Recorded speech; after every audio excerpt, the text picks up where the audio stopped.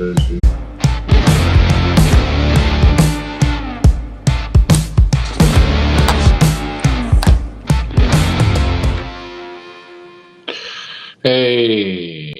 happy Monday to everyone. It is Ryan and Richard here, Monday Night Family Show. Looks like we're not getting a good internet signal here. I don't know. Maybe we are, maybe we're not. If you can hear us, please let us know. This show works best when you all participate. Let's see if there's comments coming in. We will find out. Brian is there. Yes. Hello, Brian. Good evening. Oh, we got people on. Michael Peevler, Frank Eichhorn. Ron says, how's it going? Mike Parrish says, how are you?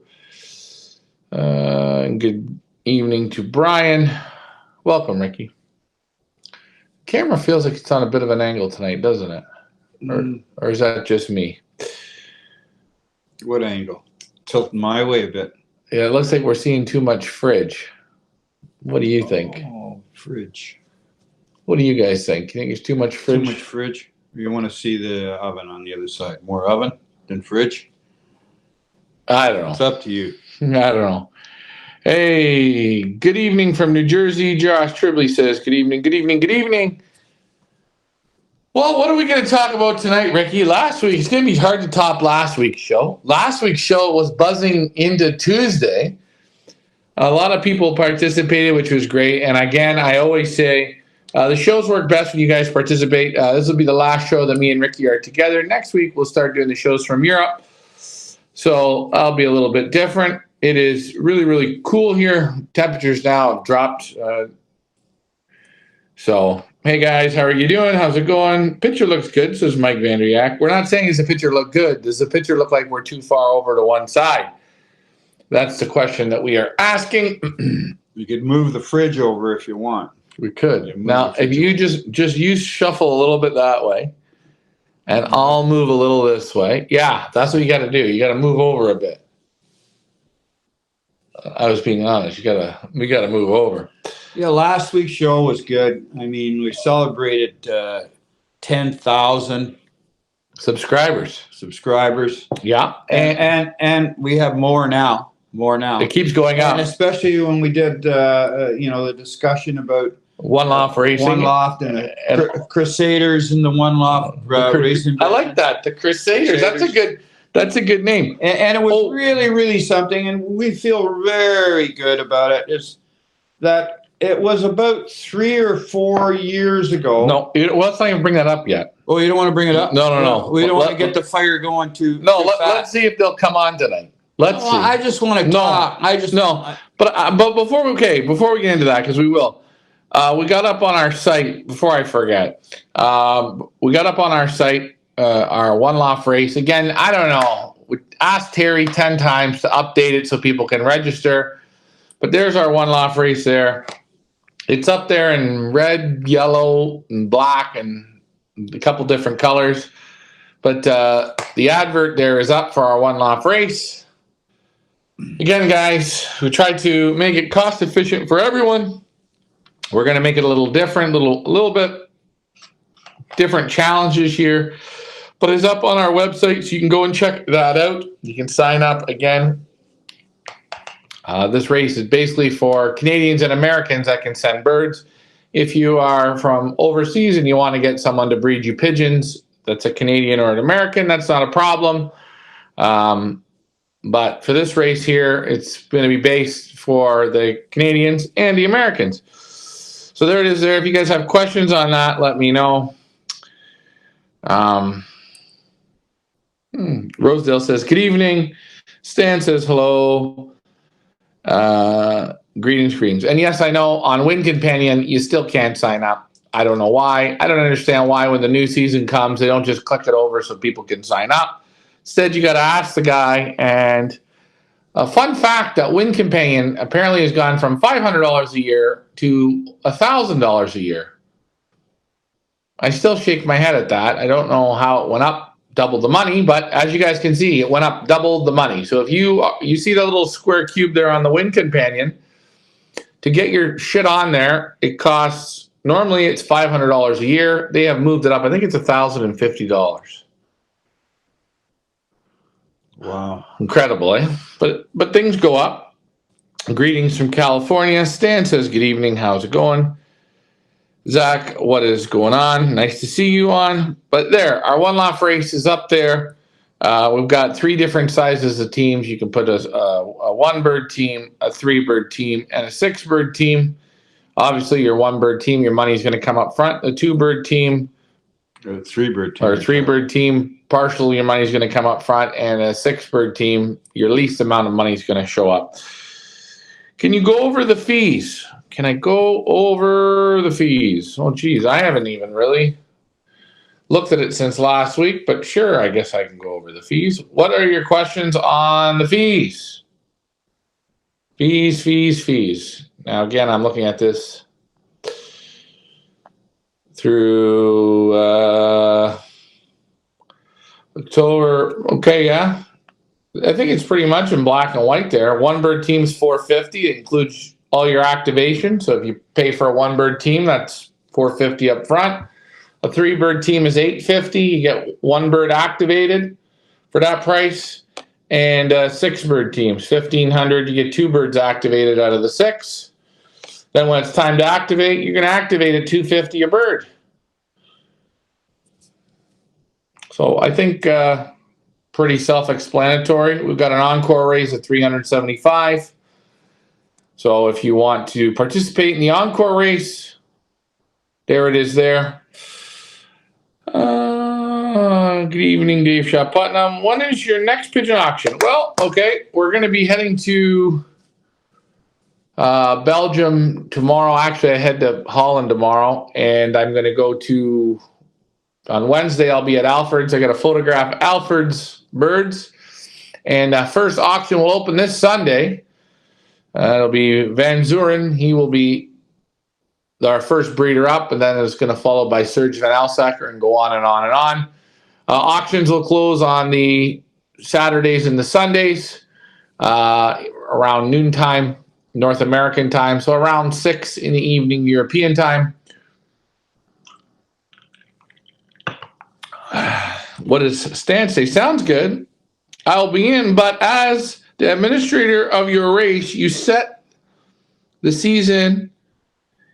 You set the season of the race and all the details. Yes. When will the Mike Vaniak says, when will activation be? When the birds hit the activation race. We'll have the activation race. You'll get your money in, and then we'll start racing. I think he means, when will that be, the activation race? When will the activation be due? When we do the activation race. So we're going to do an activation race. You have to wait and see when that's going to be. When the time is right and it's time to activate, we'll activate the birds and do an activation race. You know, I can't give you an exact date today on when the activation race is going to be. But again, you see the guidelines of you see the guidelines of the race there on how it's going to be. Like I said, our first race is going to be October 5th. So sometime in the middle of September, the activation is going to be where you guys got to get your money in. Again, the birds will continue to be trained, but we'll make sure that the activation is you have more than enough time. I like your idea of making activation by the first train toss. Hey, I didn't say when the activation is going to be. I didn't say that, did I? I could get a flurry in my head. Just say the activation is going to be on the first loft fly, or the activation is going to be on the 20th training toss, or the activation is going to be basket training. Activation will be the same for everyone. Everyone's going to be notified on when the activation is going to be. The birds, first of all, before any activation will be, birds got to come in, birds got to break. Once the birds break, then we're going to figure out when the activation toss is going to be. Is the information on your website? Yes, it is. It's on the website, but again, Terry Gilmore hasn't updated it on the Win Companion, so you can't sign up to 2024. Sent the emails, send you, but we didn't get that update. I don't know why that's not updated, or maybe it is updated. Maybe somebody can check. Maybe it's just old on my phone or something. I don't know.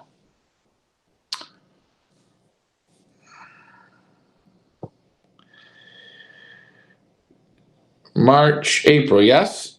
April will be the what is it? The week of the 22nd of April. April 22nd to the 26th for our Americans. Again, all the Americans that are going to participate, let us know. We're going to give you our shipping address so you can ship the birds. We don't have the shipping address up now because we don't want to put that up now. Because if we put that up now, we'll get, I hate to use this word, but I am going to use it, ding-dongs that send them next week. Failure to read. So, yeah, when it's time, we will post when to ship. That'll be around the first week of April. You'll get the notification for the Americans, so don't worry. And I recommend, most people ask, I know there's a 1-bird and a 3-bird team. Just put a 6-bird team in, trust me. To do the 3 races in a week, that's going to be hard enough, so give yourself a shot at it. That way you're going to feel better. You're quiet, Ricky. What do you think? What are you thinking, Ricky? Listening. The audience is quiet tonight. It must be Monday. They must be tired. What else we got here? New comments. Ding dongs. Yes, Dave Shaw Putnam. That's right. Ding dongs. And for Canadians, it's the same thing. Contact us before you send your birds. If you're going to ship them by WestJet, probably the best is to ship them for Sundays or Thursdays. That'll be the best. But again, just contact us. That's the best way to do it. Your money has to accommodate with the pigeons, so send your money with the pigeons. Don't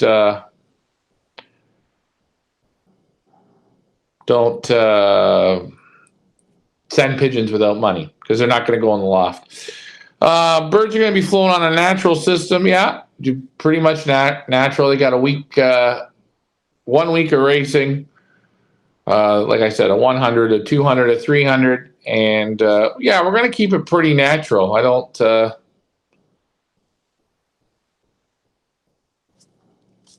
for this, we're just going to keep it regular, keep it natural. Zach says, in Canada, is there snow or what? Not for racing. There'll be no snow when it's racing time. October should be still quite nice. Good. And we're going to do it all in the first week of October. So training will be in the month of September.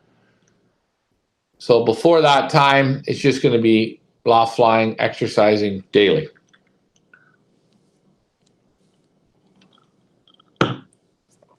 And yes, starting next week, starting this Sunday, auctions will open up at Feathers Elite Pigeon Auctions. All the birds will be sold out of Europe, and all the birds will be sold at the breeders' lofts. So if you follow our page and you see, oh, next week we are going to be here, that's when the day is. You will see the breeders. They will be online with us. In Europe. In Europe. Yeah. There won't be any viewing here of these birds. The birds will not be here. No, birds will be in Europe. And the reason they're going to be in Europe is that way we can open it up to more people throughout the world that want to purchase pigeons. And it's not really that big of a deal to get them imported into. It's active now. I'm not sure. That race is active now. Oh, the 600 kilometers. Oh, yeah, maybe the 600 kilometer races. Oh, right now, is it snowing in Canada? What is it, Ricky? You were outside today. Yeah, on and off snowing. We had one hell of a blizzard here a couple days ago. High winds and a lot of snow. Yeah, high winds, a lot of snow. Yeah, we got a fair bit of snow out here. Yeah, you know, you could go snowmobiling if you feel like it. But now's not the good time for breeding. It feels like shit out. It's minus 15 here right now. I guess it's going to drop a little bit. And I have 2 pair of nests right now going. A pair of droppers. What do you call them? The powders. And I got a pair of satinets, and they're just feathering out, starting to pin feather. And I feel sorry for them out there in that cold, you know. And very important that the water and the feed is with them all the time. And that way the parents don't have to get off them to, you know, rush for some water or something. You know, they can keep them covered, you know. You know what I mean. Now they're getting off. So well, now they're starting to get off them, and if that's when they get the nice fret marks. A little bit of coldness as the feathers come in. Yeah, and if you don't get out there with the water in the morning, like tonight, I don't know what it's going to be, but if you don't get out there, I like to get out there by 8 o'clock in the morning and give them lukewarm water. Mm. And that, but you know what? I wouldn't start breeding right now. My other birds, no way. Well, Shane asks, how will shipping work from Europe? It's going to work the same as it always worked with us. We're going to do, for Americans, I think the best way is just you import them directly through Daniel Hash and the Canadians will work out an import for you. So we'll import them in, and you'll have them, you'll get them sometime, you know, April or May. That's when you'll get them in. You'll be able to enjoy them. So we don't have to worry about that. It'll be like your auctions you did before this one. Yes, that's right. Normally how they work is we sell the birds there, and then we import the birds in. Not a big deal. It'll work pretty good. No snow in Stony Creek today, but it's cold, says Stan. Yes, it is. It was in the pluses here today in Nova Scotia. Okay, well, that's nice for Nova Scotia. Should probably a little warmer there. Mike Green says it snowed 8 inches here in Idaho. Are you going to do kids again? Am I going to do kids again? No, probably not going to do stuff for kids. You know, every time I seem to do stuff for kids, what happened? People got mad, or people were, I don't know. You know, in reality, kids can't gamble, and this is gambling. So we're not going to do anything for kids this year. It's amazing how the pigeons can handle the frigid cold. It is something. They don't mind the cold. They almost go dormant. They just sit ruffled up and try and warm. That's try and keep the body warm. Yes, yeah. The auctions will be in Canadian dollars. So anybody buying them. So if you're in and again, this is what's great for the people like in UK or the people in Europe, any birds that they buy, they're paying in Canadian dollars as well. The only thing you'll have to pay is if you import in straight through the U.S., you probably pay a U.S. import fee. Canadians should pay a Canadian fee if they're coming in. If they import, there's lots of people importing, lots of people. So it's very, very easy. But you'll be able to talk to the breeders, and you will see the birds directly at their lofts. We wanted to make it a little bit more personable as well. I think it's nice when we're with the breeders and you guys can see them looking at their birds as well. You see how they fit in their hands, and that's the best time to ask questions. What else is there? It feels like we're working here tonight. Mm-hmm. But yeah, so the one-loft race there now is up. Hopefully we get 500-600 birds, and if that's the case, it'll have a good chunk of prize money again. The race, the big prizes will be based on the average speed, But again, everything, all those prizes depend on if you guys participate. If you participate, the prizes are going to be good. If it's 100 birds, the prizes aren't going to be as high, but you know that again. So, any questions you have, you can ask us about them either on the show or I guess you can give us a call. But sometimes the best is if you are on the show, ask on the show. That way, if other people have the same questions, I don't have to answer the same question twice. And other people have ideas Yeah. about questions and answers, right? You know what I mean. It's on Feathers Elite Pigeon Auctions, Mike. If you go to Feathers Elite Pigeon Auctions, you should see it there. Let me see. Make sure I'm not lying to you.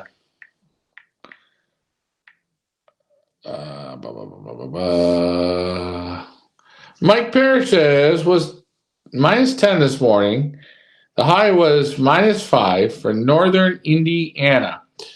Still have eggs hatching. Oh, at least the eggs hatching when it's that cold is okay because the parents should stay on them good. It's when they get a little bit bigger. Let's see. Feathers Elite Pigeon Auctions. Let's go to the home. Mike, instead of when you hit home, go to Pioneer Club.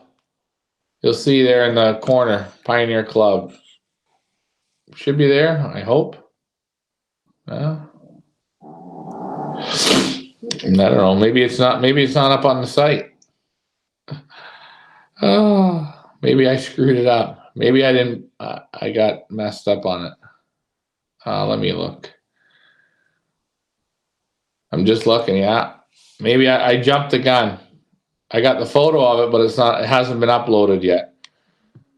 Anyways, again, I don't know how I make that mistake. Pigeon bingo, yeah, we'll try and do pigeon bingo again this spring. We still got a game from last year we got to carry over, or from the last season, but we will. You guys seem to like that. We'll do that again. Somehow we'll figure out a way to do it. Rosedale, find my hens starting to get a bit broody. Natural lights. Yes, the lights are starting to, the natural daylight. It's getting longer now. Yeah, you can hear them starting to call for hens and that, you know. Yeah. My friend from Hawaii says, "What's up? How's it going, Hawaii?" Only the banner's there, but as again, it wasn't. Home. Updates, breeders. Is there not a home? No. No home.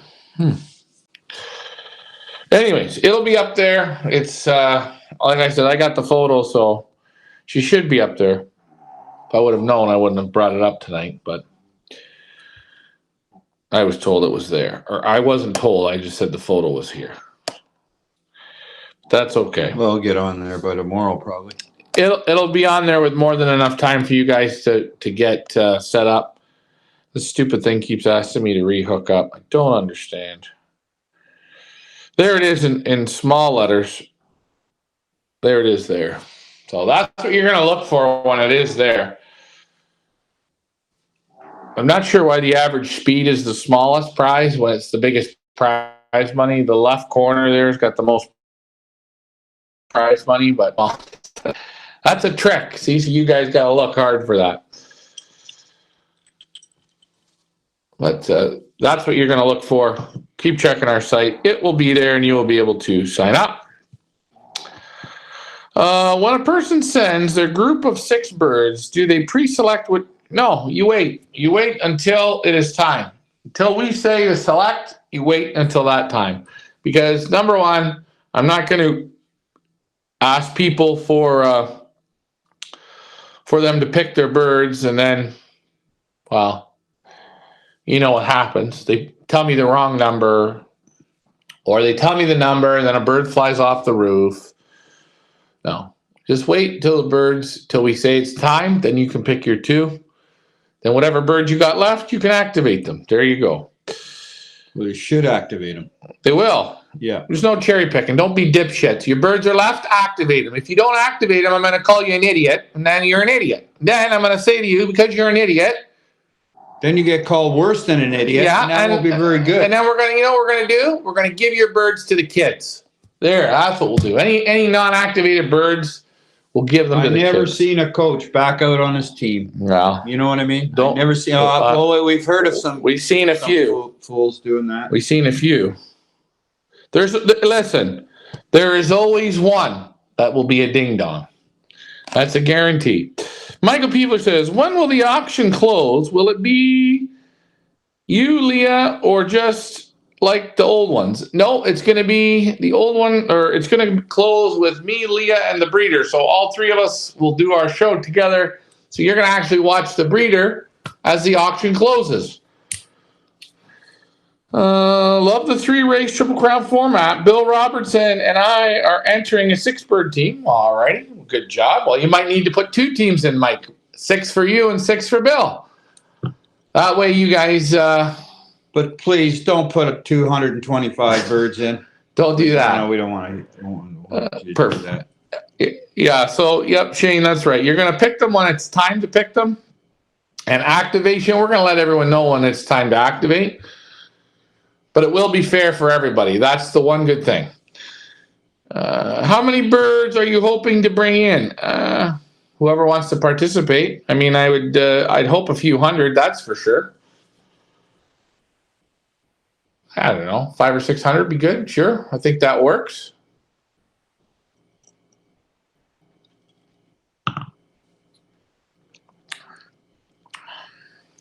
What other questions? Mike Vaniak says maybe. Yeah, maybe. You never know. You guys have to see how your breeding goes. I never really liked this Perrier water, but I tried it. I like it. I don't mind it now. It took a few glasses, and now I kind of. I like it. Yeah. So yeah, get your birds ready, and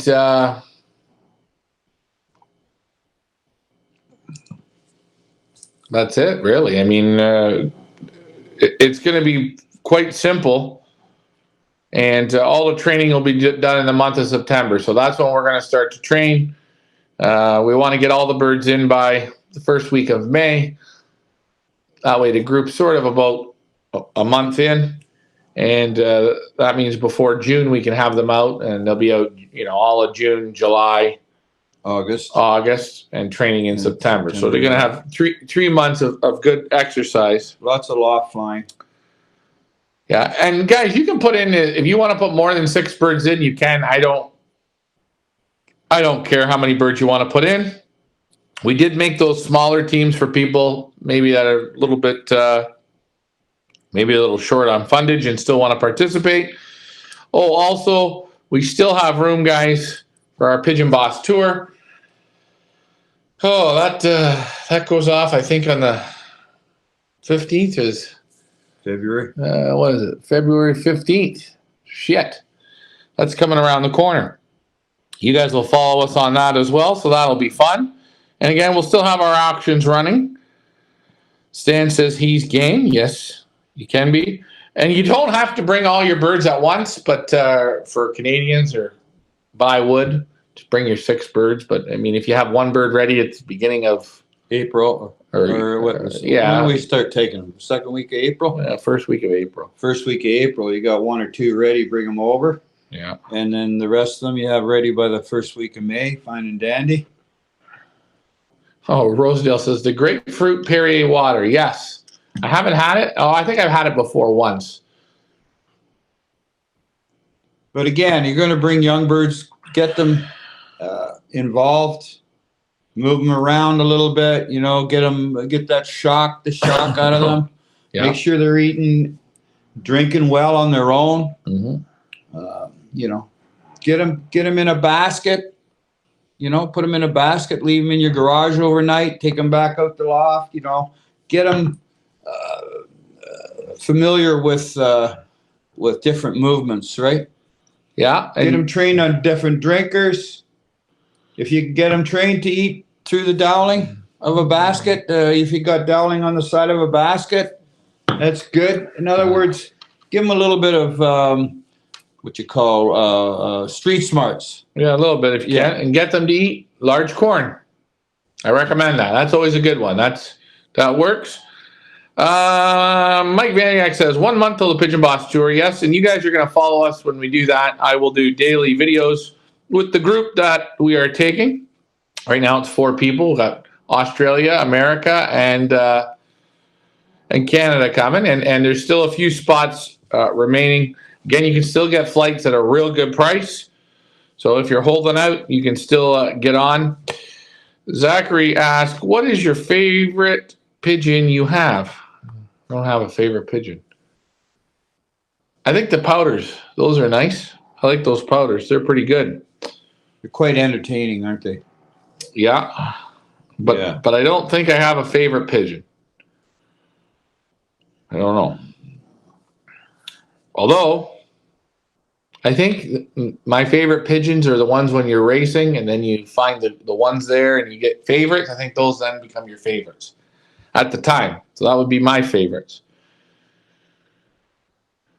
Oh, what else do we got here for questions?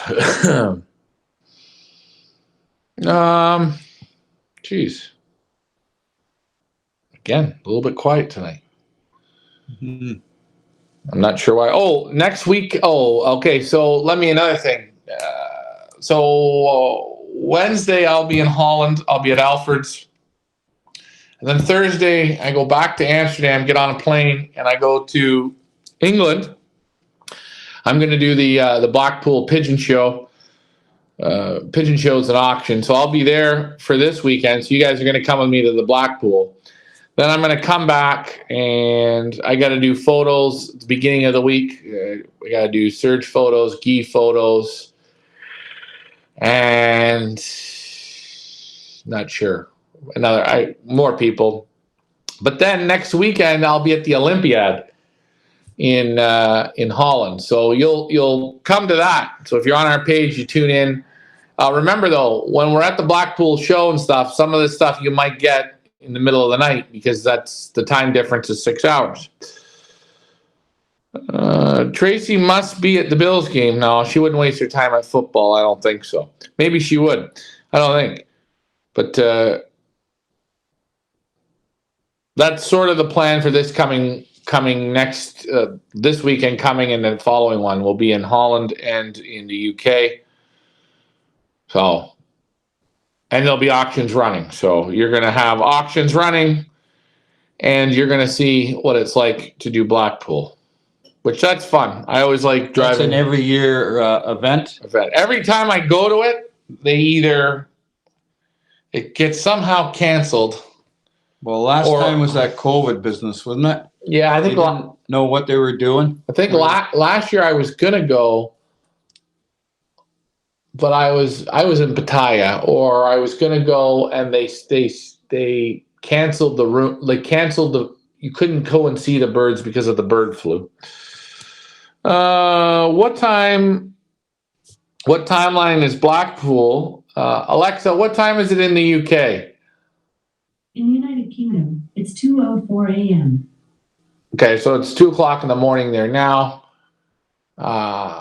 So you're looking at what? 5 hours behind us.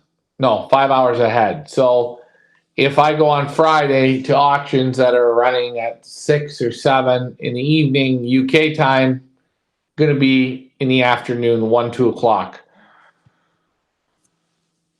So same thing. If I do Blackpool Saturday morning at 10 o'clock, you're going to see it at 5 o'clock in the morning. So make sure you're ready. What is your favorite football team? Oh, geez, favorite football team. I don't like American football. To me, it's just, I don't know, not my cup of tea. David Tracy, I plan on pairing my birds the middle of February. Do you think they're going to be old enough for the end of the April shipping? That's a great question, David Tracy. So the end of February. So he's gonna pair them up the middle of February. So they'll be hatching about the 16th of March. Yeah. Right? 16th of March. Mm-hmm. They'll be a month old, 16th of April. They're getting by the end of April they'll be 5 weeks old, 35 days. Yeah. Which they'll be pretty darn good. Yeah. I mean maybe a little young, but they should be all right. Don't worry about that, Mr. Tracy. And we might do the shipment for the April group. I might do May 1st. It says April 22nd, but we're gonna let people know. I might say, okay, Want to give people time to think about when the shipping is, and to have them shipped in an orderly time yeah, that we can pick them up. can pick them up. Right. So it might show on our site April 22nd, but if you're watching our show and you watch our site, it may say, hey, May 1st, that'll be the week we send them. But it'll be just before the cutoff for here. That way people have enough time there to send. Mike Vandiak says, it takes 2 months from the day of pairing to wean and flying to the purchase. 2 months. So 2 months is 8 weeks. Yeah, you can probably say that's pretty close. Yeah, so it's about right. 10 days from the time they pair, they got eggs, Right. right? So if you put them together the 14th of February, the 24th, you got your first eggs, Mm-hmm. right? And then the 26th, you got the second egg. Right. They should hatch the 14th of March, right? Mm-hmm. And then leave, if they're there for 5 weeks, they're 35 days old, Right. right? All right. It'd be good. Stan says, how about birds that are 60 to 70 days? That's okay. It's all right. The age, I don't think the age matters. The winners will figure out the way to win, and they start racing once they come in. So actually, they start winning once they hatch out. Do you watch any sports? Maybe a little bit of hockey or a little bit of soccer, but I don't really watch a lot of sports. Now I find with the phones, why watch sports? I just watch the highlights and I get all the sports I need in like half the time. I only like sports when it's the playoffs, but if you don't follow it all year long, then it doesn't really feel like you're even in it. Another round comes every month after that. Yeah, I think, Mike, you're about right on that. You'll notice once you start banding the youngsters, the cocks start to drive. It's around that time. It's a little bit early. They start around, they band them on the first week. Yeah, Usually by around the 12th day. That'll be into the second week. The cock starts playing around. Yeah. Right. If you band them on 7 or 8 days old, by the 12th day, 12 days old, he's starting to. They're starting to do it. Yeah. Once you starting to see those little pin feathers, then it's really. Yeah, and that's why at this time of the year, if you got them on pin feathers, and the pair start looking at each other, they kind of get off the young ones, and the young ones are sitting there in the cold while mom and dad's trying to figure out to make a new nest, right? Yeah. So it's a little bit hard on them. So those youngsters that hatch in March, it's way better for them because they don't get that real cold. The water doesn't freeze usually overnight. Yeah. And it's a lot better, I think, for the birds. Yeah, I think the water is the key, and if you can't get up at 5 o'clock in the morning before they get up and give them water, I don't think it's good. Some guys have those heaters in the loft where it never freezes. That's good. You think though the heaters produce too much bacteria in the water? Well, that's a good question, Ryan. That's a question. I like to see bacteria in the water in my own birds because it builds immunity, you know? That's what I like to see. It is funny in the wintertime, if you let your drinkers freeze, you never get any slime in them. Well, now's the time when all the drinkers get really cleaned out. Sanitized. That's sanitized. Mother Nature sanitizes them, right?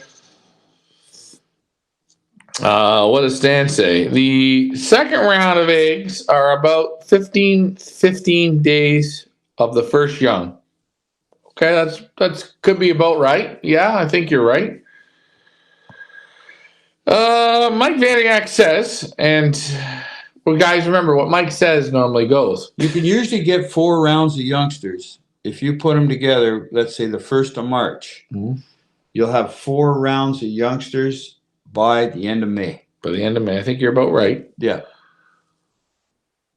Yeah. Yeah. I've done that here where the pairs. Yeah, I think you're about right. Soon the youngsters, 15, 18 days old. I take the youngsters away. Parents go right down, no problem. And Mike Vaniak says, I separate my widowhood hens when the youngsters are 14 days old. They are starting to lay their second rounds. Yeah. Okay. So, all right. Between 12 and 16 days. And again, that's just a guideline, right? Some pairs are going to be a bit quicker. Some pairs are not. Now, when you ban the youngsters, I recommend if you're going for another round, you put another bull in the box, or you move the babies up and put the next bull in. So the pairs, you sort of find another place to make the nest. If you don't, you leave them and you don't give them another option, more than likely, where your youngsters are sitting now, they're going to drop eggs. Drop the eggs in, yeah. That's normally when you get a little bit of a problem. So give them another bull. I think I don't think we're getting late in the show, but I just wanted to make a statement that last week we had a pretty deep discussion about people, or we're talking about Mike Gannis putting in a lot of birds in one-loft races and having sort of a monopoly on the race, you know? Mm-hmm. And there was a lot of discussion about it, and to our surprise, Jim Ward, we haven't spoke with him for what, 3 or 4 years? Yeah, I don't know, a year. I spoke to him last year. Spoke with him at Pattaya. Yeah, only, You said hello to him. Only for a minute. Yeah, I didn't really speak. We didn't have any real business conversation really with him. It's been about 3 or 4 years. And then we were going to go down there. Well, and Jim Ward's bus. Okay, but I don't want to get into all. I don't want to say. I don't need to get into. I don't. Wait. I'm getting into it. I understand. You're because I getting think the viewers like to hear this. Okay. Listen. I think the viewers like to hear this. So can I hold on? This is my conversation. I know, but before you get into that, and I would like I don't understand what you're doing. Last Tuesday, right. We missed the phone call, and we haven't heard from this guy in 3 or 4 years, Jim Ward, after his bus told us, if we go to the States, we won't come back to Canada. We'll be stuck in the States. You know what I mean? Hint, hint. Okay, fine. But last week, we missed the phone call. Jim Ward called us. We missed his phone call. And I would like to say, obviously, he's watching us, the show. Jim, give us a call. Let's have a discussion on the show. On the show. This is the show. We have over 10,000 people that are like a club. What I was going to say to you is, he phoned me on Tuesday of last week. I missed the phone call. That's what I'm saying, and he's probably too shy to come on now. So come on, and if your bus is there, tell him to come on. I'm not going to be discussing off the show. Well, come on and say hello. Right. Don't be shy. And he can come on. I'm sure I offended him in a few ways, and that's okay. The truth hurts, my friend. It does. Okay. And again, now last weekend it wasn't about we're not talking just about Mike Gannis. We're talking about big flyers participating with big, large groups. That's right. And we, again, when I read in the book, exactly right. You are going to stand up and you're going to call yourself the king. There's nothing wrong to do that. We got to look at it, and then we're going to use you as the example here. So that was all that last week was. I think Jim wanted to come on here, Jim Ward, and discuss about how the spring broke on his truck or whatever the hell it was. But come on, Jim. And ask So- your boss if he wants to come too. We brought that up. No. I brought that No. up because we thought that was kind of odd. We missed his call. Yeah, I don't know. I think he just called to say he loves you. You never know. You But know what I anyways, mean? yeah. But it don't matter. And our platform, our show is for you people. So you look at things in all different ways. And I think that's what makes our show very interesting. Jim, tonight's the night to give us a call here on the show. Oh, And no, so if we're you- so if you- busy, we if you- missed these phone calls. Sorry, but No, it's not that I missed the phone call. I'm not. yeah. No. I'm not Oh. going to sit here and waste my time Mm.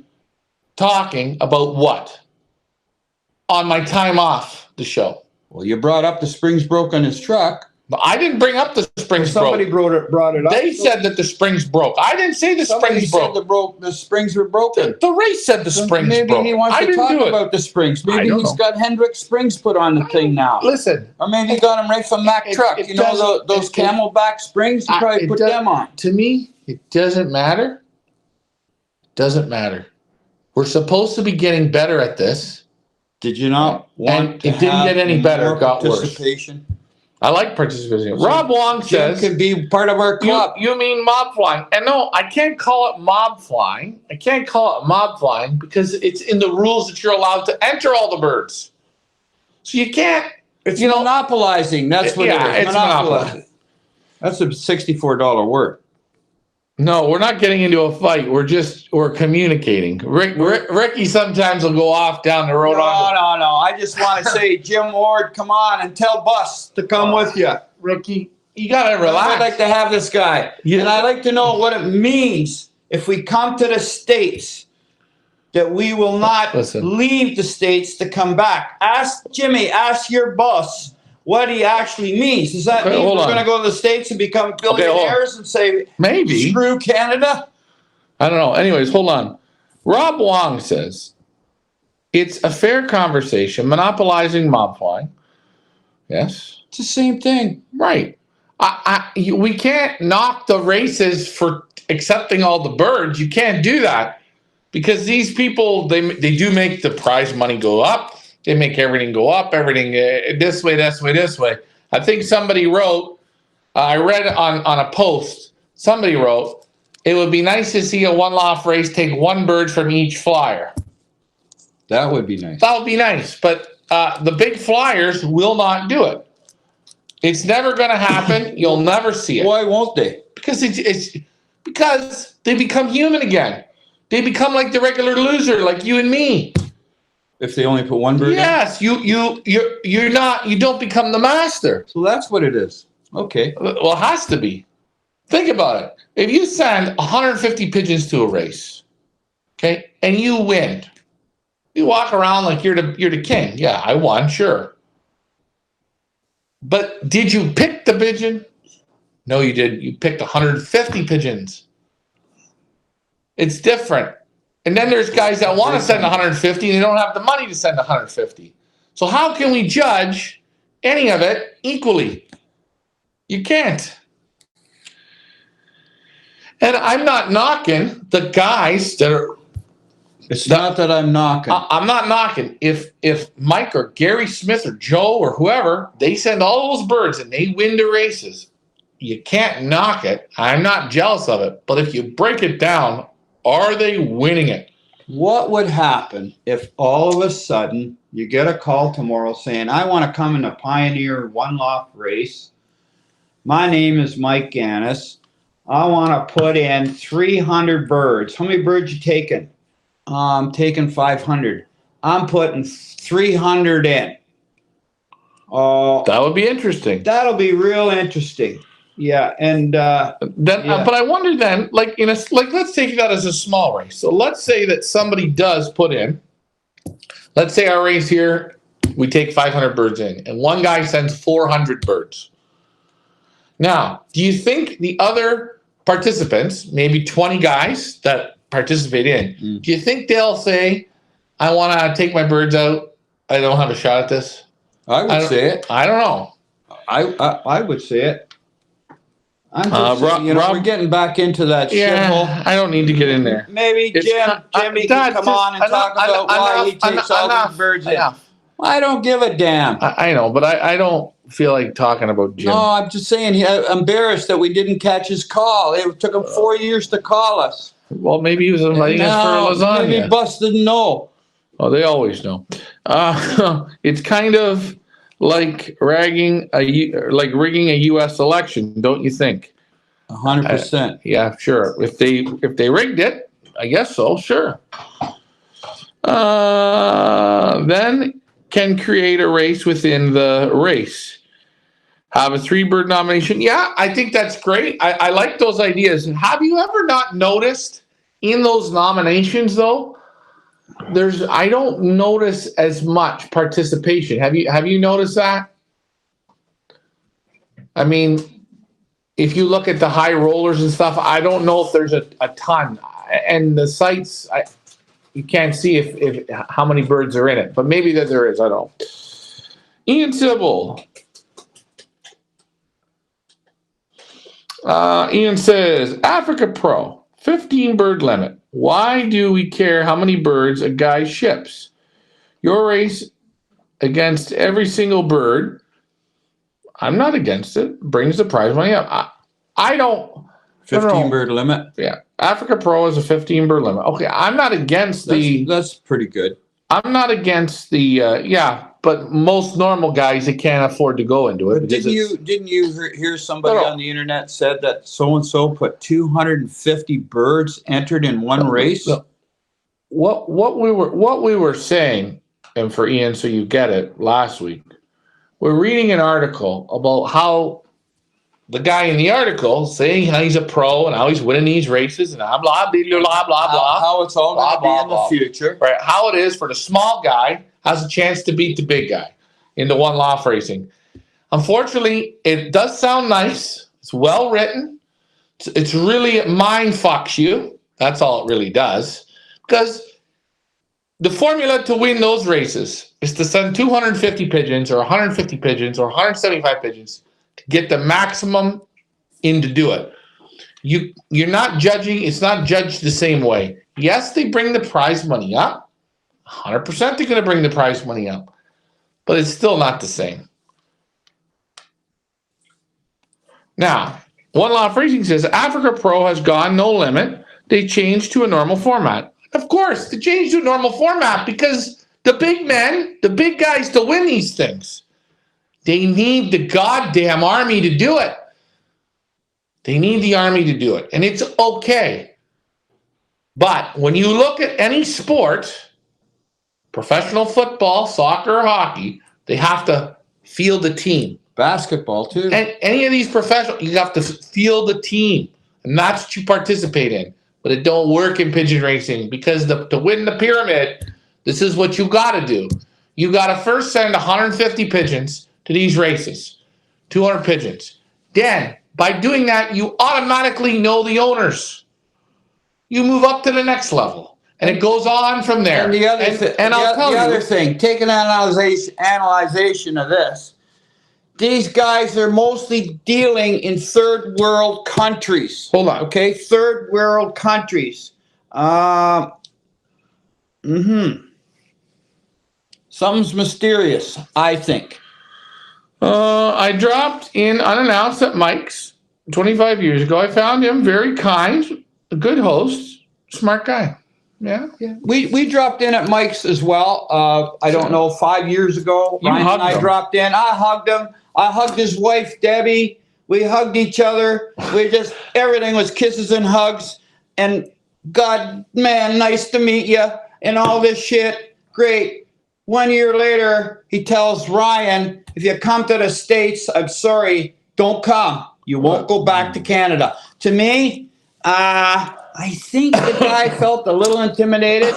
And if he's on, come on, boss, let's talk. So Mike Vanderyak cries, but I don't know why.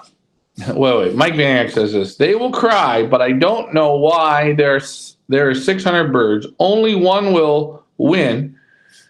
It could be mine, yes. I'm not knocking you. I understand what Mike's saying. He's Yeah. right. Only one can win.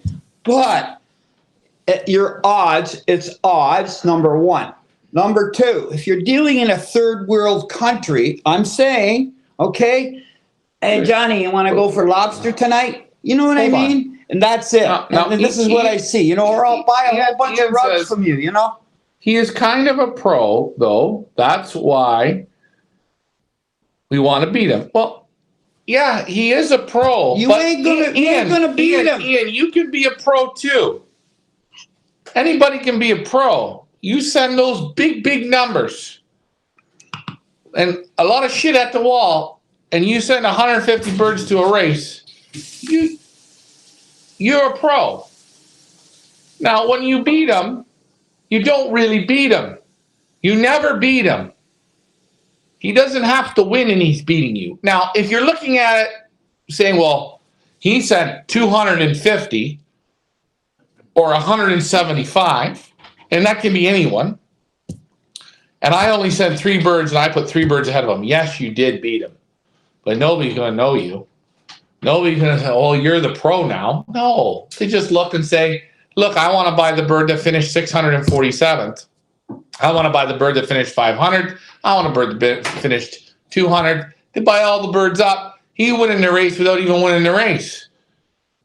And the big guys and the big pro guys, which is great, these pros, they should just have a side contest for themselves. But if they're so professional, why don't they just put 10 birds in, 5 birds? So professional. Because Why do the you have to put races 2 don't. on? Because the races don't work like this. No.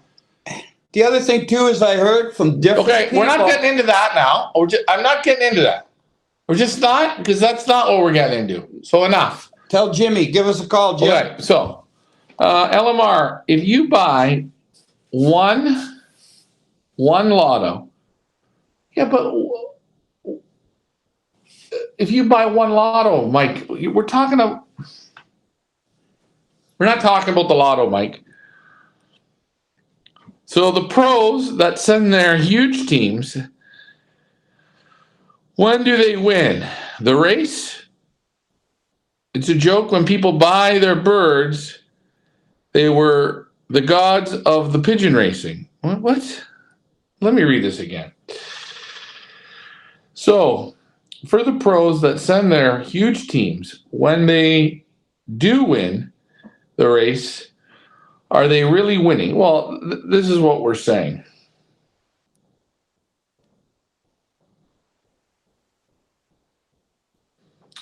Yeah, he did in the 90s, 80s and the 90s. Just work hard and become a pro. LOL. Just become a bro. LOL. Pure jealousy. Jealousy. I'm not jealous. But people are jealous. I'm sure they are. That is why I said smart. Sorry you had experience with experience. Nah. Not interested in them. The Gannett birds that come 685 sell for 10,000. It's because of advertising, not because he ships 150 birds. No, Mike, you're not getting it. It's the advertising. Yes, it's the advertising. I agree, but he don't have to win the race to win it every season. On it, it's just. It don't even matter. I don't even again know how we got into this tonight, but we did. We're back into it. I just want to ask Jimmy. I don't even want to keep talking about Jimmy. His loft burned down. His springs broke on his trailer. Now what's coming next year? Who knows? Maybe Bus will have a heart attack. However, how many birds enter? Yeah, get the advantage. And we're not. I'm not knocking if he wants to send 500 birds to a race. I'm knocking when you read in the magazine, and the magazine says this is what you gotta is coming to the small guys have a shot. The small guys don't have a shot against this big guy. This is a myth. I'm just reading the article, what it says and the way it's saying it. He can send 1,000 birds to every race. It's okay. To me, it don't matter. But we can't judge how professional, how much of a pro he is, and we're using him because he's in the article. Can't judge his pro record because the pro record ain't the same as flying against Mike Vanderyak. Pro record ain't the same as flying against Ian. It's not the same. You're not judging it in the same way. But sure, if you send 1,000 birds, your odds go way up, and for gambling, you're going to win. That's right. That's It's the odds. It's the odds. Okay. Anyways, Rob Wong. Hey, they got this war over there with Russia and where the hell it is. Russia's not getting no help. Why? Because they got a strong army. But Canada's sending help. Americans are sending help. Everybody's sending help to this country. Why? Because the country knows if we don't get help, our odds are finished. Why? Right. Because they got the Russia. They got a. Okay. So, you know what I'm saying? So it's an odds game. It's the odds game. Right. Right. Right. That's right. It's the odds game. That's right. But you can't say that you're the best fighter. You can't. Because you have a bigger army. I don't want to brag for Ian, but I would like to see Ian and this Mike Gannis guy go head to head with 10 birds each. That'd be nice. On a course. I would like to see it. That would be interesting. That would be very interesting. That's right. And no miracle powder of any kind. You know what I'm saying? Right.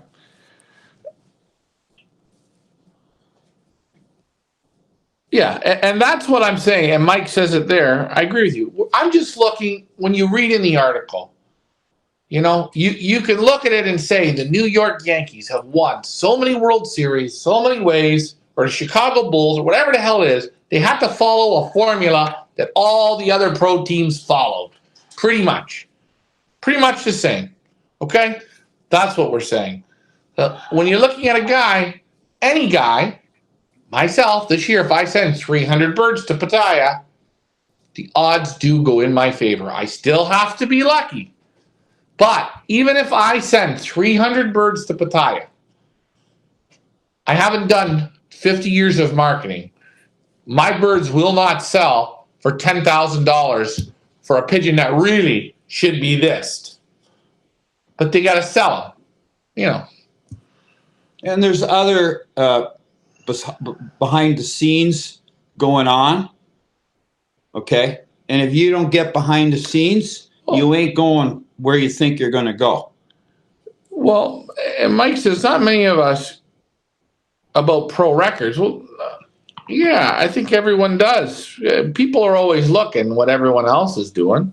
When you read the article, and I'm using this article here again, this is the best flyer. Well, what makes him the best flyer? Sends the most birds, you should have the best results. You didn't send 3 birds to each race and win it and go, this guy, not only does he win the races, he sends the least amount of birds and kills everyone. Well, now I really want to compete against them.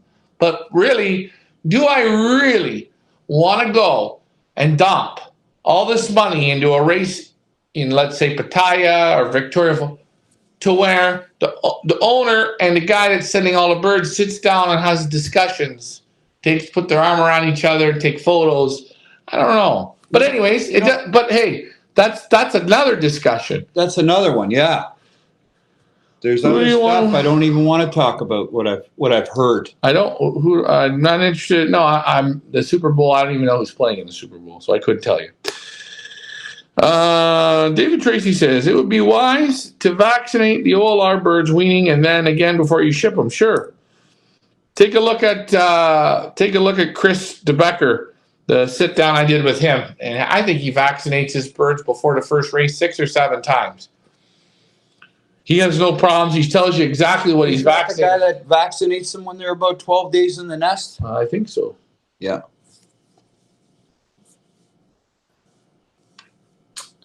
Pattaya is racing 600 kilometers today. Oh, that's good. I'm sure that will be good. Maybe. think their last race was 530 kilometers, so they went another 70 kilometers. Okay? But I think if you guys do read the article, and if you could read between those lines, I think the best way to win those big races, and you can try it even with a small race. Let's say you're going to put 50 birds out to 5 bird teams to 10 races. Would that be 50 birds, right? 5 bird teams to 10 races. How many birds? 5 birds in a team. Oh. So pick one race and put all your birds in one. See how you do. And you study that over 2 or 3 seasons. And I bet you know what you're going to say? Shit, I won that race.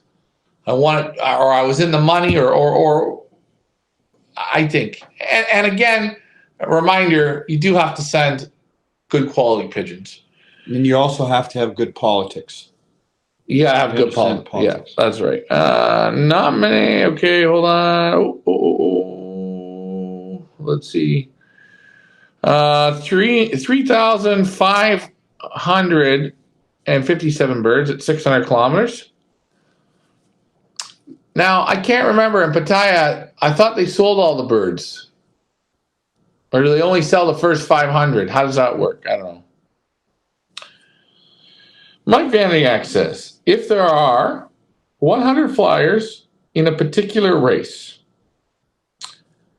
after the results are posted, 99 of them will feel like they got cheated somehow by the drag, the winds, mob flyers, trapping, etc.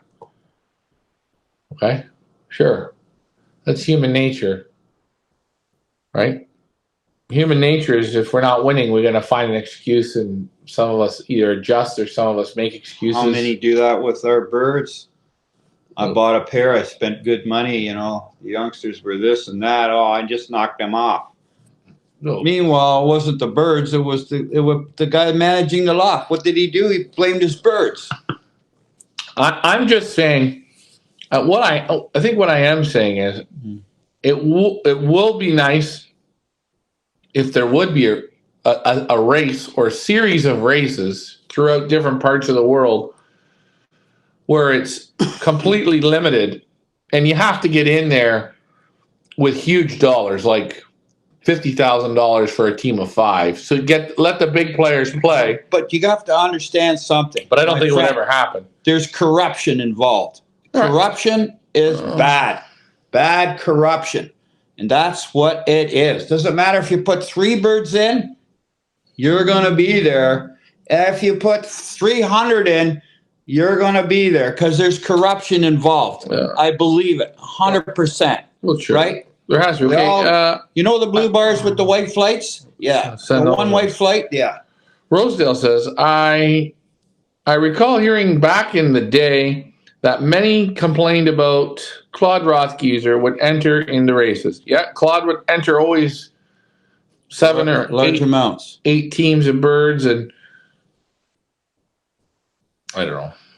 It is what it is. But to enter, what shall I say? What do you call it? A one-loft race.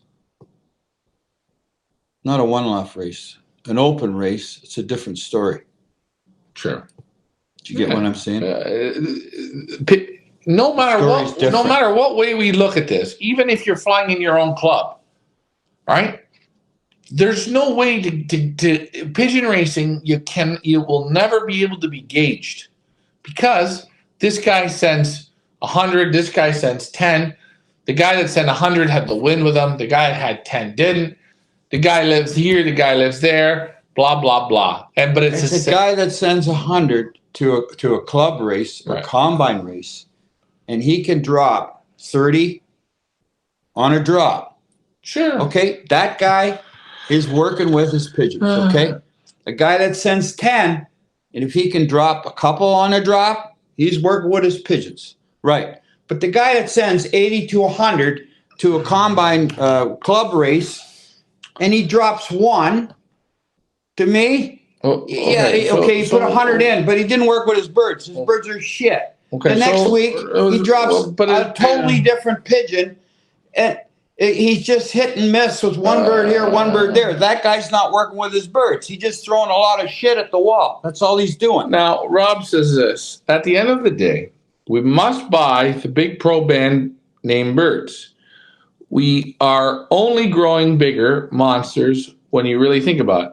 Well, I wouldn't, again, buying birds from guys that win one-loft races that are trying to win them, and they're trying to win them by sending a huge number, I won't be buying birds from them to enter. I won't, that's not interesting me. I'm still interested in the small guy. Like we could say last year, Eddie Grugin sent 10 birds and had 3 or 4 or 5 of them all up in the money. And that's where you go and find good pigeons. You know, there's so many good pigeons you can get. I wouldn't be going to the big names of one-loft racing. I'd stay clear out of that nonsense. Good day to all. A good show with good topics. Remember, pigeons, I know they say a numbers game, but Pigeon Flyers is on it. It's what it is. Got it in the ticker, and it drives to come home for the love. Okay, yeah? I guess so. You're right. Yep.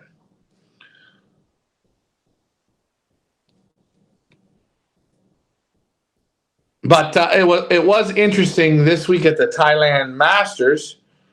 They dropped the speed to 11:27. It was 11:27 on the day. The first birds came at 11:20 speeds of 11:27, and out of I think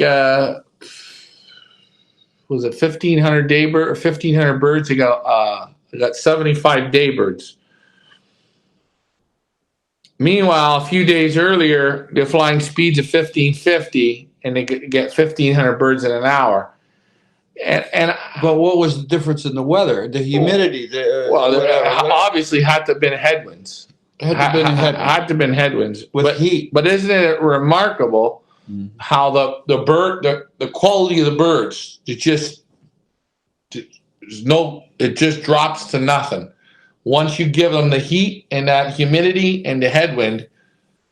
That's right. And we're talking, I think the Thailand Master birds were trained better. I think you would have taken the Pattaya birds to Thailand Masters on the same day if it would have been. I think they'd have been really whomped. No sweat. Science said birds from... You want ice in it or no? Sure, I'll have ice. Give me the glass, please. What do we got here? ABC Loft says, no sweat. Science said birds from family are better than crosses. I don't know. I think birds of a family, yeah, they're good. But I think crosses are going to be better. I think if you can have 2 families and work back and forth, that's even better.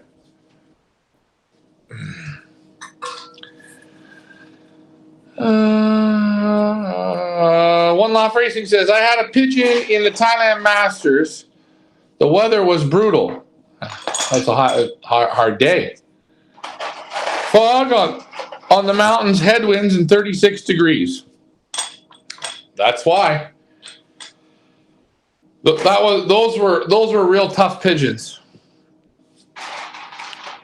36 degrees there. It probably felt like it was about 45. I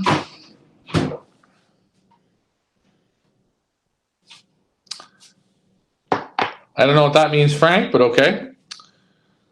See, I don't know. I think you need families and then you cross, I think is the best. I think families that are too close that you're playing with is no good. I think no, and I don't think there's no good. I think you're going to get a whole lot of shit, and then you're going to get one. You know what I don't like about this, Perrier? I think it's supposed to be served in a glass bottle. Yeah. This is plastic. Oh, by the way, thank you, sir. Thank you, Ricky. Perrier. Thanks for that tip I got there last night. Don't leave home without it. But I will say, if I was participating, when I look at the two races, I like the Thailand Masters because both times last year I was there, it was tough, it was hard. This year, it was tough and it was hard. He had a bird. I think he had a bird on the day. I don't know if he was in the money, but he had a bird on the day. And I don't know how the other one did, the Pamak race. And I think they got 400 birds on the day. I think they were flying around 12 or 1,300. Which race do you guys like better, the Thailand Masters or the Pattaya? If you were to participate, which one would you pick? And again, I still look at these races, and I don't think the course is hard enough at all. It should be 10 or 15 races, but that's my thought.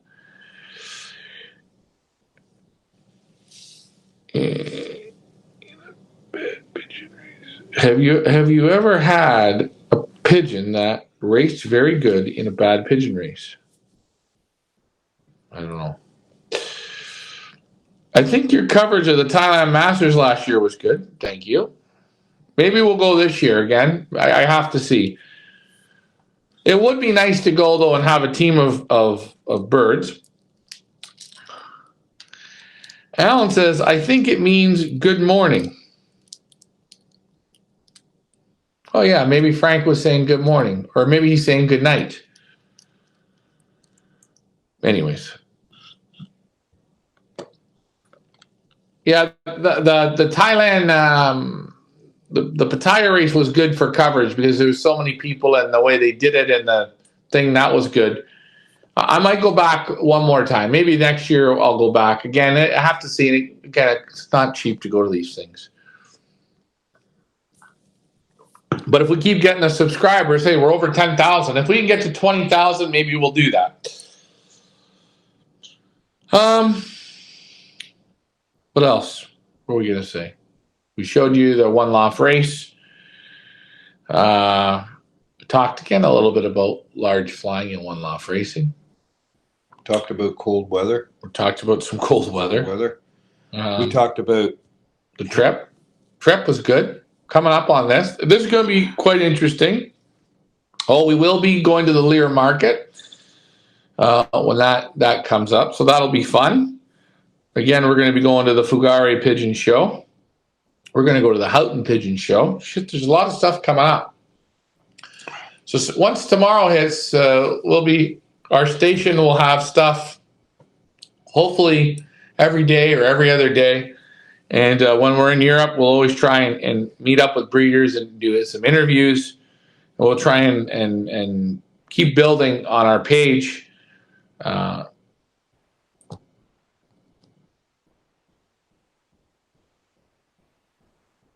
Very good, our show. I mean, the communication between our people involved, it's so good and so real and so true.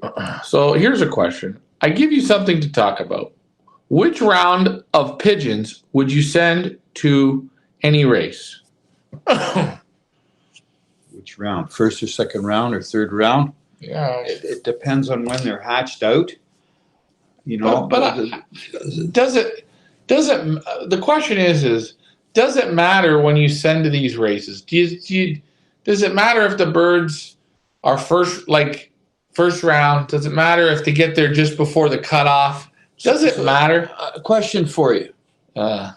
So many times I've heard people say a hen that lays her first round of youngsters are the best youngsters that she will ever produce. Right. Is this story true? Or you've heard the saying, take an older cock and mate it to a young hen. You'll get the best youngsters. Are these stories true or false? I don't know. But, okay, so if you're sending to a one-loft race, do you prefer to send first round, second round, or third round? I don't know. Well, if they got to be in by May, you could send second round. Sounds pretty good. But I'm saying, does it matter? in your mind? Well, I think the second rounder, he deals with warmer temperatures as a youngster. I think could be a little better, and you can, when they come, they can go out right away. We don't have to worry about hawks around here, right? We're taking the birds in when the hawks are pretty well done here. Now, some people have their first rounders, they've already banded them now, but they can't let them out really till April. Those birds just sit in a fly pen and just get heavy, and they don't really get any street smarts at all. Yeah, You know what I'm saying? I kind of like to send them. I don't even. You know what? I don't like sending cocks. Forget that. I think hens, and you know what? I can't say if it matters if it's the first, second, or third round. ABC Loft asks, what do you think about pigeons on a natural system? No medication, no vaccines. Well, I don't know what. If you know what? My own young ones, I didn't do anything with them last year, and I didn't. I had a couple sick ones, and that's it. I didn't have any trouble with that. What do you call it? What is it there? Paratyphoid. I didn't have any trouble with that. Any trouble. I think. And I feel if they get it, they just die. That's it. But I've heard people getting totally wiped out. Yeah, and I think from the lofts that I've toured, okay, and let's talk about those guys. Let's take us out of it. Let's look at the professionals. Some of those pro guys, they vaccinate. They believe in it. You know, I remember I was talking to a guy. He was the performances weren't going good. He said, "Fuck, I got a treat for respiratory." Right? Looked at the bottle, a teaspoon in the water. He just took the teaspoon and went like this. Through it. Did he? He got the back of a yogurt stick. Yogurt, like, or a popsicle stick. Put a little mountain of drugs On it? in each bird's mouth. He did the whole loft. He said my birds were like this. They were stoned. He says the next week, bang, right at the top. They're right there. Now, he scrapped the whole, he had to give him a shock. I'm not going to mention the guy's name. What kind of sickness did they have? He had a respiratory problem. Respiratory problem. Couldn't get, he was having troubles, but he hit them with this. He says, they were like when you take, pain medication and makes you drowsy. Thought I killed them, eh? And it worked. Now, vaccines and medications, I think if you do it the right way, you're okay. And most of the guys there in Europe, they got them on they got them on a program. Some of them say they don't use medications, but there's always a little bit. Will the auctions be going on during the tour? We'll have a break. I think we'll have something going on through the tour. We got something special. Again, I have to talk to Leah about that. I don't want to give too much information. I think it boils down to when actual races are going to take place. With our one-loft race, like when we say we're going to start training in September, the first week, we're going to start to train. And our races, that guideline of races, that's when we want to run it. So we'll try and stay on that. So what you're saying is the October could be a week delayed, depending on situation. On something. Yeah, that's right. We even get not too bad weather here right up till the middle of November. Right. Okay. You can pick your days out pretty good. Mike Vaniak says, I think birds produce slightly less crop milk on each successive round. Maybe, Mike, I wonder That's a good point. Yeah, Have you ever- I think what Mike's saying is when you get birds raising youngsters in June, they don't seem to do the job like they did in March. They don't do that job. But then for some reason, you could say, okay, they're not doing a job. No more youngsters. Put them on plastic or whatever. Then you wait in August, the last week of August, if the odd few go down, right, happen to go down, those youngsters in late August, September are just absolutely beautiful. Yeah, I don't know. It is funny. There is always that one round where the birds always go. I always call it like watery. It's like the fourth round or the fifth round. It's like 5 rounds. It's like the parents say, "Fuck this." The quality's not there. Okay, David Tracy says, "Tell us how you can tell a hen from a cock in the nest when they're babies." I think the best time, a good time, is when you're banding them. That's sort of, you see a real good size difference. If you want to put a little marker band on and see how they develop, but you can normally see in the nests. Well, like I got my powder there. I got one young one in the nest. The other egg didn't hatch. He's in a separate section with her, and he didn't fertilize the one egg. Yeah. You know, the powders are, I don't know, a little funny. Anyways, I got one youngster, and I banded it last week. Mm-hmm. And I can see clear as day. It's a hen. Yeah, the face on it, and it's, how old is it now? It's probably 12 days old. Yeah. 14 days old. I can see clearly, because I guess you get so used to looking at them. Clearly, it's a hen. Okay. Rob Wong says, "Are there big OLR brand name birds, the ideal birds to build your loft foundation? I see a lot of guys doing that and not winning for some reason." No, I am not interested I'm not interested in one loft race wins. I'm not interested. Congratulations, you won the race. Put your money in your pocket. Take that bird that won for you and sell it to somebody that wants to build a foundation of one loft wins. Go ahead. Make some more money. I don't think you build around that. I don't think more interested in a bird that had the top speed average over a certain amount of time. And I'm not even interested. I'm not even interested in that. I am interested in, I'm going to say this. I'm interested in looking at lofts that are flying week in and week out with super high results. And I can say Alfred. I can say Eugene Stable. I can see Guy Vandenauer. I see these guys, they got high result pigeons. Willie Daniels, Chris Claremont, high levels. They're flying against not only the best pigeons, but they're flying against the best pigeon men. Okay. And they got to go week after week after week. Now, I'm going to buy those pigeons. I'm going to build a family around those pigeons. And if I like to fly in one loft races, that's a cakewalk because my pigeons are better than pigeons that compete in a one loft race. Yes, a one loft race. You have to send them.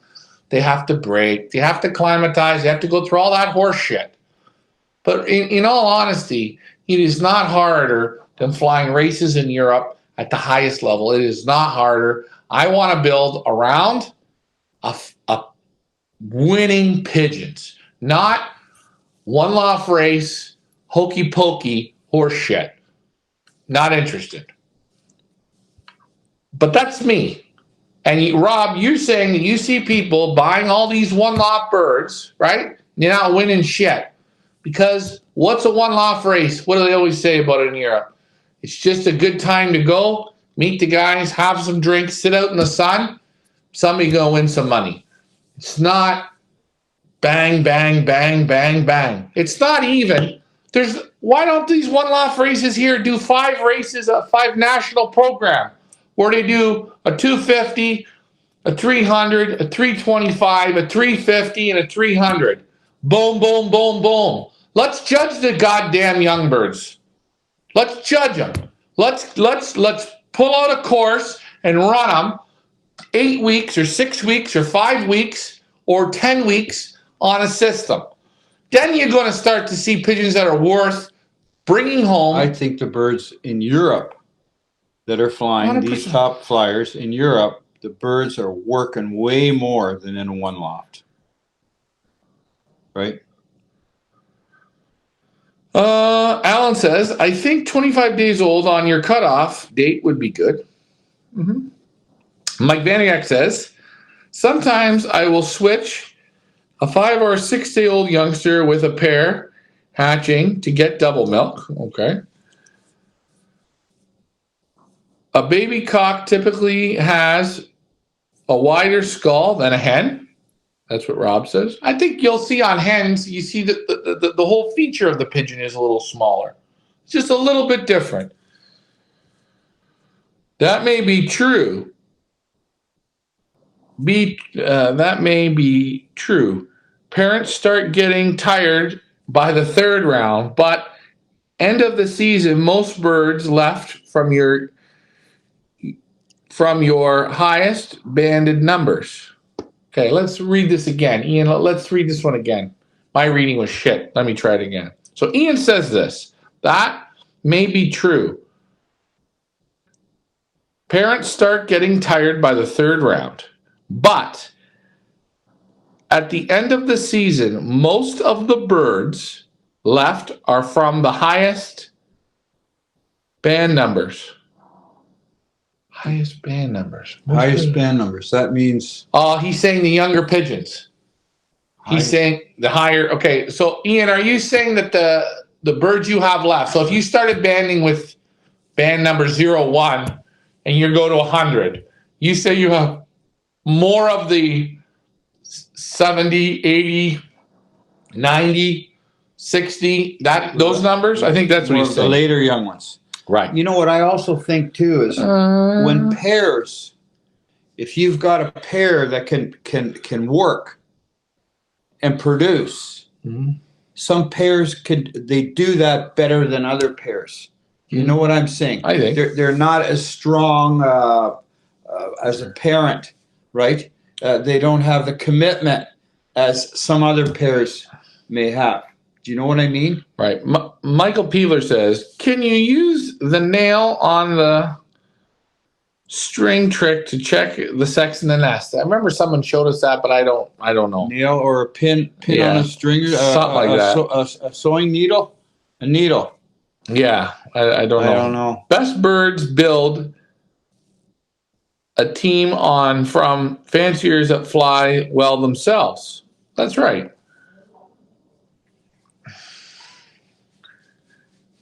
Rob Wrong. I agree. Pigeons, I agree.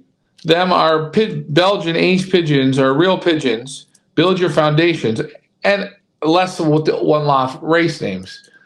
I think 100%. Dave Crozier. You can medicate a vax till the cows come home. I think it's just killing the bird's immune system. I believe in what he says. I'm not saying that you're not right, Dave. I do think, in all honesty, the more that you pump in, the worse it is. I think less is more. There's to a point. Ian Sybil agrees. So Ian says if you start banding with band number 1, you'll notice at your end of your season, you're going to have the younger birds. Now, this gets back to what a gentleman said. What round would you send to a one-loft race? Ian has done very good in our race. He has never shown up with early birds. He always seemed to show up towards the end. I'm using this. And we've noticed even ourselves, birds that we breed after that. I always find the first round of pigeons you get, you're really feeling good. You're really looking good. But the second and third round pigeons seem to fire way better. I don't know why that is. And I think in North America, I think what it is, or here in Canada, is because the third rounders they get on the bike better. I think that's what Ian said. When you take them from the nest, you wean them, and they move onto that bicycle. Let's use Wayne Gretzky. He was playing hockey. He was on the rink when he was 2.5 years old. Right.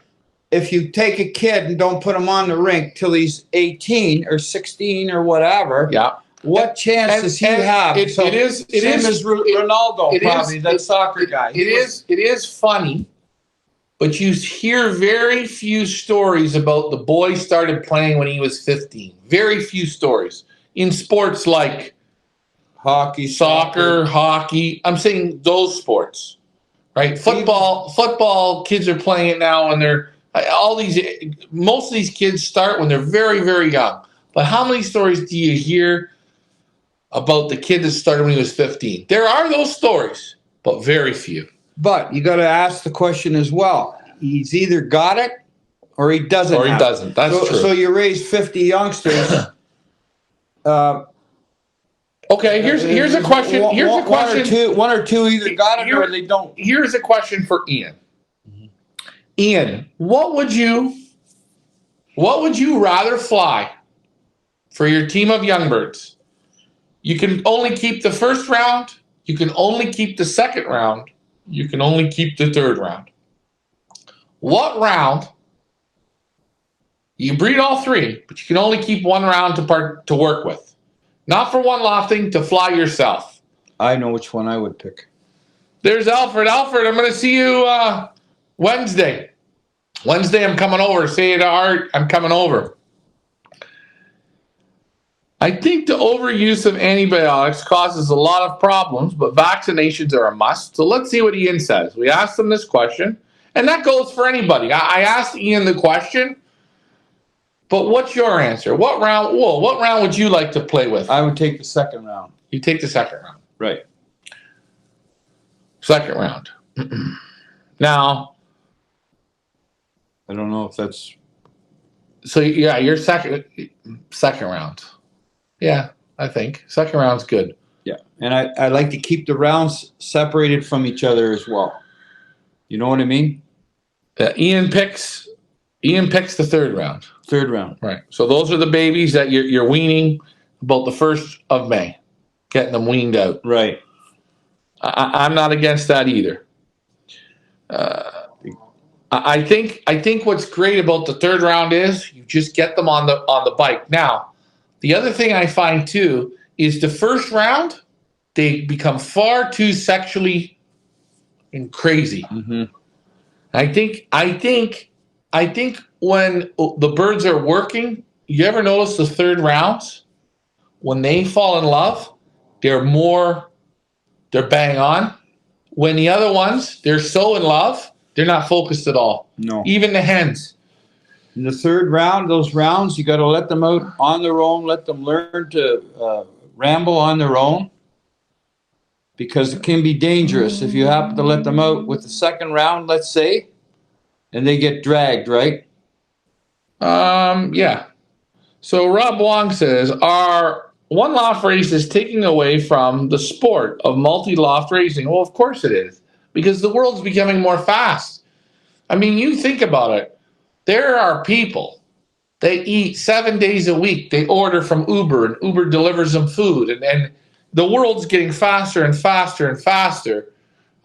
People don't want to race the pigeons. And I think to become a real pigeon racer, you gotta be willing to put the time in and the work in and the learning. And then you can do a whole bunch of stuff and you can make a few wrong moves and you lose.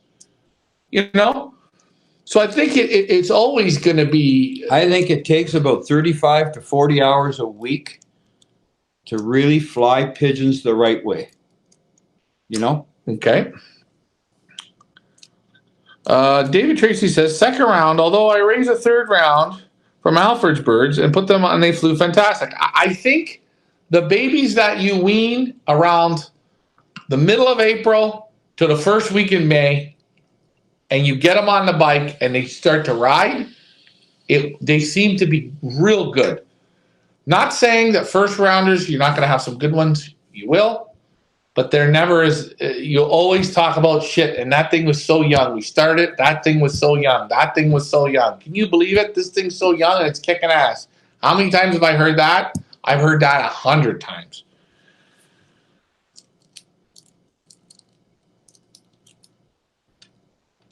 I wonder what Alfred picks. What's his favorite round? From Nebraska, we can hear you okay. Audio is good. Yes, okay. Posts just keep crawling over each other. Rosedale says, I read an article of a fancier that would get rid of the first rounds of eggs. Well, I remember talking to May Pigeons, and he said he'll sell all his first round. I'm not interested in those early ones. Not the same. So I think what Rosedale was saying is they'll take all the first round eggs and heave them out. Is that not what he said? Yeah, or they'll sell them, or yeah, they're not interested.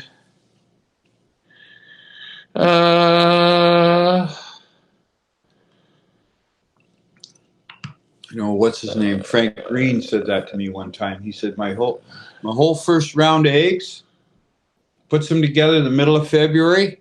My first round of eggs, I heave them all out. Yeah, and I think here, I think the birds. And here's another thing. Remember this, guys. When the pigeons are in Belgium, they got guys now. The birds can start to go. Guys are going to start letting them out around the first week of February. In that February time. Yes, they have hawks, but they don't have the snow. They don't have any of that. And they have very little freezing. It goes down at night, maybe -1, -2. Yeah, and that's maybe one night in the week. It's like March is here, Okay. right? The end of March. The other thing is, the guys get the birds out and they get them flying right away. They don't hold back. The other thing is, by May, they got their young birds training. In where we are here in May, you guys are guys with first round youngsters. Some of them are just letting them out for the first time. I think the pigeons get so stupid, they fall behind. I know the last time I went to Europe with you, we seen February. I don't know what, the 10th of February. Mm-hmm. They had youngsters that were already on the board starting to mosquito around. I call it mosquito. They go up and down, up and down. The youngsters were, almost full winged, right? About the 10th of February. Yeah. You were talking to Guy, and what did he say last week? He got 130. 130 already banded? Banded. Well, right. in the banding stages. Right. So that means, he's going to have his birds going out around the 10th of February. They'll be on the board. They'll be start that's do right. This little playing around thing. And they start training them there in May. The young birds start to go, right? Yeah. Where we're not even starting that idea. No, because So where you are in the world makes a big difference. Once the races start, okay, so Mike says this, once the races start, I spend 10 hours a week with the old birds team, not counting shipping. Okay, that's pretty good, I guess. 10 hours a week. Where's middle of April? I'm just looking because the comments overlap.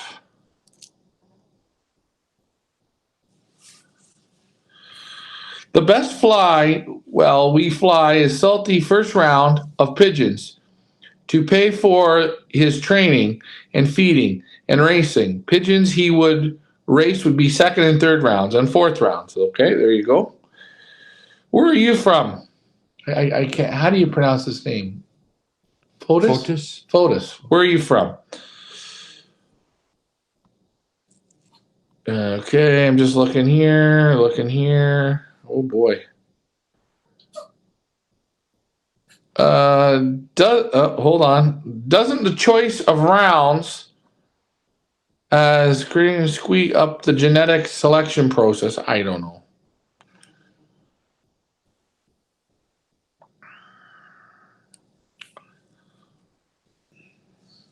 Question for you. Why sometimes first round is only one egg, Ricky? Depends on when they put them together. Maybe one egg chills. Why they only lay one egg? They only lay one egg. Yeah. I haven't seen that. Have you seen that? I haven't. I haven't seen too much of it. Maybe his birds are too overweight. Yeah. Something's not right there.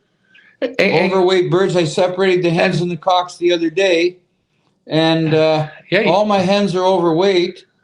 The cocks are overweight too, so I put them on like 80% barley, and that's it. And a lot of people really forget this. They think it's cold in the winter. They're feeding more. It's all, and they feed them the best feed, and that is great. But when they're fat like pigs, it's not good. That's like being in the worst shape ever, especially when they're trying. When you want them to lay, the hen's got to pull all that weight off. Pigeons eat like pigs in the wintertime. You keep feeding them, they just eat like pigs. So you know. So people remember. I can see if you're feeding youngsters, okay, that's a different story. But feeding birds that are separated, wintertime sitting around, don't feed like pigs. You almost have to feel sorry when you walk out of the loft.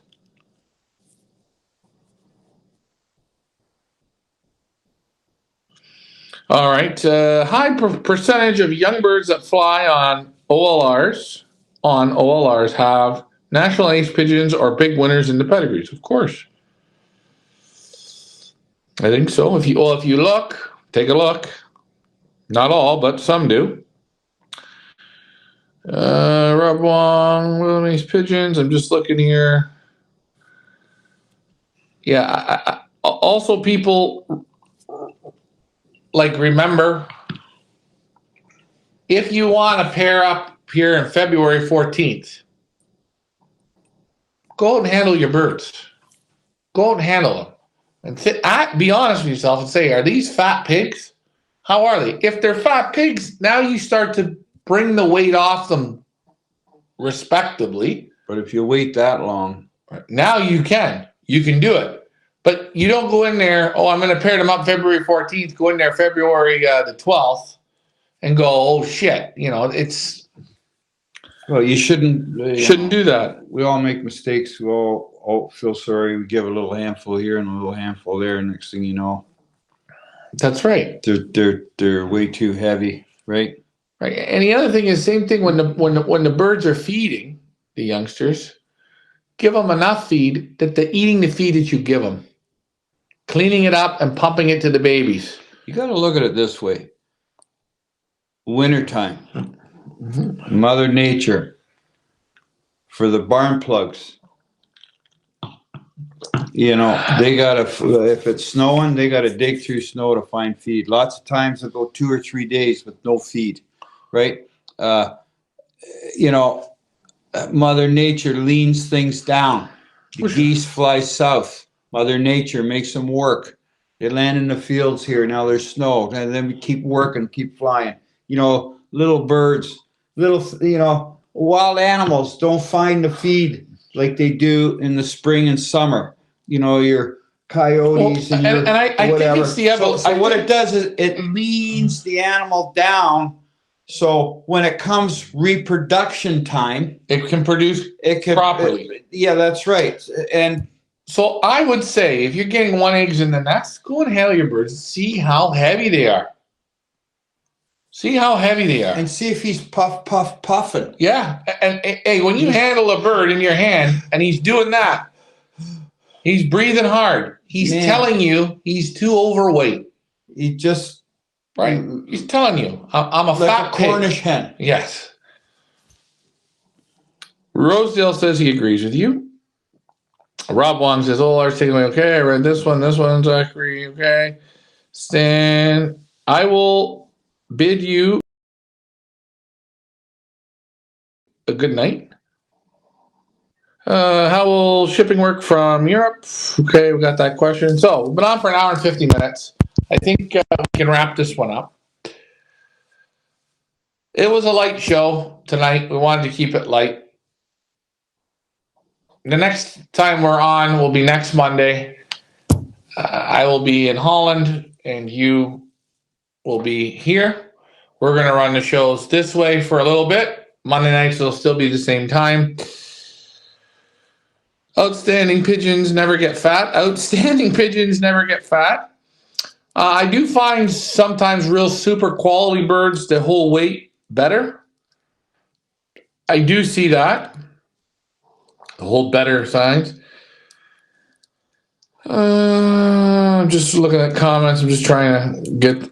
I hate it that it cuts out. I'm definitely gonna have a 6-bird team. Okay. So we are going to wrap this up. We're gonna be back on. I will start tomorrow from the airport. You guys will follow me from the airport as we head to Europe to start the second half of our auction season. It's going to be big. It's going to be great. It's going to be fun. Safe flight tomorrow. Yes, Frank, safe flight as well. And reminder, guys, the Pigeon Boss Tour. For a few of you, you will have the opportunity still to get involved in this. Ian, if you're watching, I'm going to tell you this, bud. This trip was made for a guy like you. This is a one-time offer. Like I'm saying, this is a one-time trip. Some of the best lofts. You guys will have a great time. And that's not just for Ian. If you're still on the fence and you're thinking, should I go? Should I go? Come on. I promise you'll enjoy it. You're going to see what you see. You'll remember it for a lifetime. And you know what? It'll be a bucket list that you could say, I did it. And it was well worth it. So, Ricky, we're done. Have a good night. Yeah. Reminder, guys, the One-loft race, it's posted up there. Let's see if we can get 600 birds this year. And 1 week of racing. It's going to be fun. We're going to have an encore. We got some big prizes. And we're going to make each race, people get some money. We'll maybe talk about the One-loft race again next week once it's up on the site. All right, guys. I'm Ryan. That's Richard. I will see you guys tomorrow from Toronto Pearson in the lounge. Thanks for flying with us, guys. You have a great evening. Remember, your birds are fat. Send them down. Remember one thing, Ryan. What?